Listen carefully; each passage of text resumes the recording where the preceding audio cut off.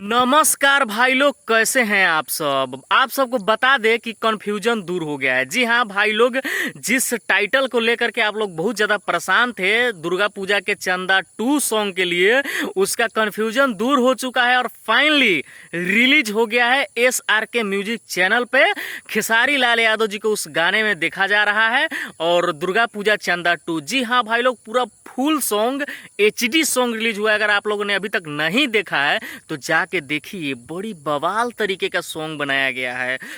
और आप सबको बता दूं कि इस सॉन्ग में खेसारी लाल यादव जी के साथ प्रियंका सिंह जी गाई हैं और बड़े लेवल का गाना है। और भाई लोग, कंफ्यूजन किस लिए हो गया था, मान के चलिए। देखिए, अब वो पोस्टर रिलीज कर दिया गया था और उस पर सिर्फ माता रानी का फोटो लगा दिया था और टाइटल लिख दिया था दुर्गा पूजा के चंदा 2, लेकिन किसी भी सिंगर का फोटो नहीं लगाया था। इसी वजह से कंफ्यूजन था, लेकिन वो कंफ्यूजन अब फाइनली दूर हो चुका है और सॉन्ग रिलीज हो चुका है। आप लोग जाइए, उस सॉन्ग को ट्रेंडिंग में भेजिए।